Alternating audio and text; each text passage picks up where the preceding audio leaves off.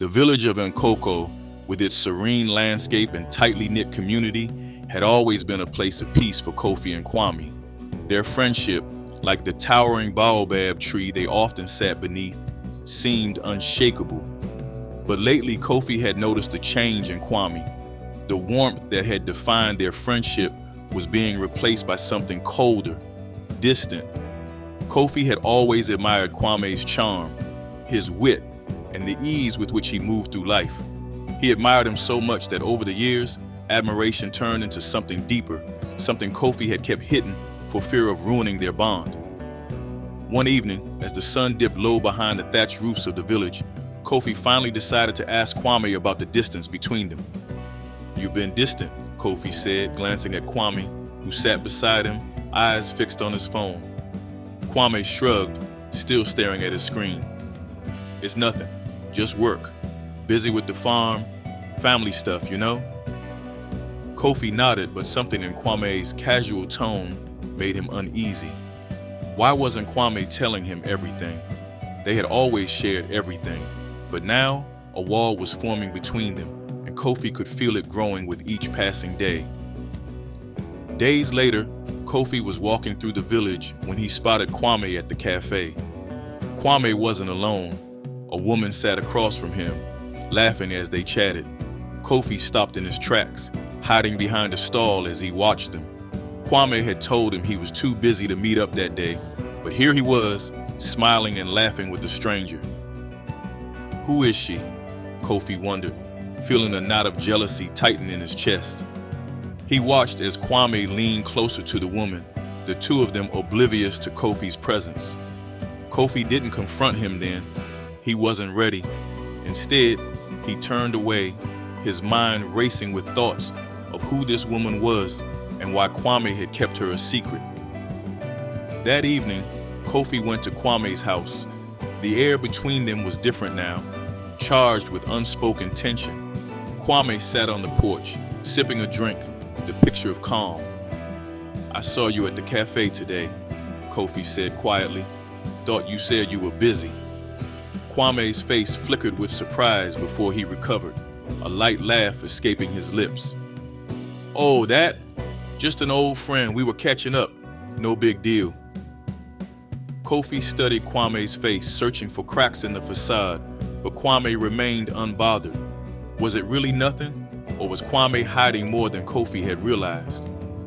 That night, unable to shake the uneasy feeling, Kofi lay in bed scrolling through Kwame's social media.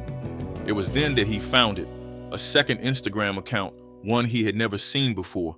The pictures on the account were startling. Kwame, dressed in expensive clothes, attending lavish events, and always accompanied by people Kofi had never met. And there, in several of the photos, was the woman from the cafe. Kofi's heart pounded in his chest. What is this? Why didn't he tell me?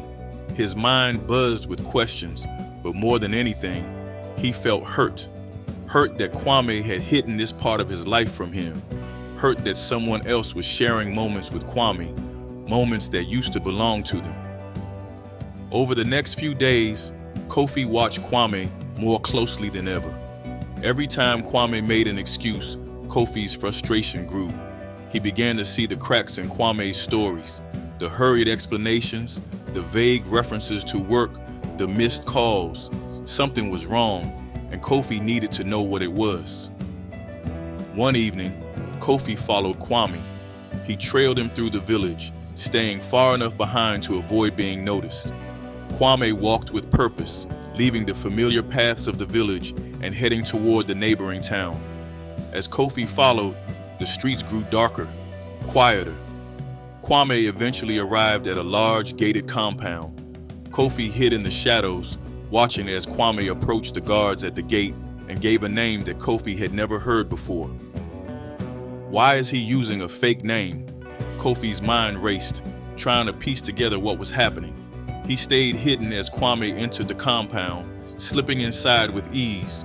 Kofi crept closer, peering through the gates. Inside, he saw Kwame dressed in fine clothes, laughing and mingling with a group of wealthy people. The woman from the cafe was there too. her arm casually resting on Kwame's shoulder. Kofi felt his chest tighten. This wasn't the Kwame he knew. This was someone else. For the first time, Kofi began to wonder if Kwame had been hiding more than just a relationship. What else was he involved in? The lavish parties, the secret gatherings, it all pointed to something far more dangerous than Kofi had expected. The next day, Kofi confronted Kwame at his house. His heart pounded in his chest, but he knew he couldn't keep silent any longer. "I followed you last night," Kofi said, standing in the doorway. "I saw everything. The secret account, the fake name, the woman. Why are you hiding this from me?" Kwame froze, his face paling as the words hit him. For a moment he was speechless, but then a look of cold realization crossed his features. "You followed me?" Kwame finally said, his voice tight with tension. Kofi nodded. "Why have you been lying to me? I thought we were close." Kwame stood in silence, his eyes narrowing as he studied Kofi's face. Then, after a long pause, he spoke. "This isn't about me lying, Kofi," Kwame said slowly. "This is about you. You've been watching me for weeks now, acting like you're worried, but you're not, are you?" Kofi stared at him, confused. "What are you talking about?" Kwame's expression hardened. "You're jealous, Kofi. This isn't about concern. It's because you're in love with me, and you can't stand the idea of me being with someone else." Kofi's breath caught in his throat. He had never said the words out loud, never admitted the truth to himself, let alone Kwame. But now, standing in front of him, the truth was undeniable. Kofi stammered, but Kwame cut him off. "You've been obsessing over me, trying to control who I'm with, what I do. You think that's love? It's not. I don't feel the same way, Kofi. I never will." Kofi's chest tightened as Kwame's words sunk in. He had crossed a line, and now there was no going back. His love for Kwame, which had once been a quiet, hidden thing, had destroyed the one thing he valued most, their friendship. "I didn't mean to act like this," Kofi said, his voice trembling. I care about you, Kwame. I thought we had something special." Kwame's gaze was cold.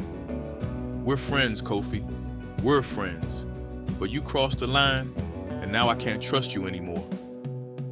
Just as Kofi was about to respond, Kwame's phone buzzed in his pocket. He glanced at the screen, his expression darkening. "I have to go," Kwame said, standing up. "There are things you don't understand about my life, and it's better that way. Stay out of it." Kofi, confused and hurt, stepped in front of him. "What do you mean? What are you into?" Kwame sighed, slipping his phone into his pocket. "It's not just about money and parties, Kofi. It's dangerous. You should have stayed out of it." Kofi backed away, his mind spinning with questions. Dangerous? What had Kwame gotten himself into? He had only wanted answers about Kwame's secret life, but now he realized he was in over his head. "Kwame, please, what's going on? Tell me the truth," Kofi pleaded. Kwame turned, his expression hardening once more. "You don't want to know, but now that you do, stay out of my way, for your own good." Without another word, Kwame walked out, leaving Kofi standing in the doorway, heartbroken and afraid of the man Kwame had become. In life, we often hold on to people we love, people we trust, and people we believe will always be a part of our journey. But what this story teaches us is that not every bond lasts forever, and sometimes the people closest to us are the ones who change in ways we could never predict. Kofi's story is a reminder of the dangers of unspoken feelings and the consequences of letting jealousy and obsession cloud our judgment. Love, in its truest form, isn't about control or ownership. It's about trust and respect. When Kofi's feelings of love turned into possession, he lost sight of what truly mattered, their friendship. Kwame's betrayal was painful, but it was Kofi's inability to let go of his idealized image of Kwame that ultimately caused their friendship to break. On the other hand, Kwame's secret life is a powerful lesson on honesty. Leading a double life filled with lies and deception eventually leads to isolation and pain. In trying to protect himself, Kwame only pushed away those who truly cared about him. Secrets may provide temporary comfort, but they can cost us our most important relationships in the long run. In the end, what can we learn from Kofi and Kwame's story? It's simple. Communication and trust are the pillars of any strong relationship, whether it's love or friendship. If we don't speak honestly about our feelings, if we hide parts of ourselves out of fear or shame, the cracks will eventually show. At the end of the day, we must remember that relationships should be built on mutual respect, trust, and honesty. And when those things start to fade, it's okay to step back, reflect, and, if necessary, let go. Thank you for watching. If you found this story valuable, don't forget to like, share, and subscribe for more powerful lessons through storytelling. And always remember, true love and friendship are built on trust and understanding, never on control and deception.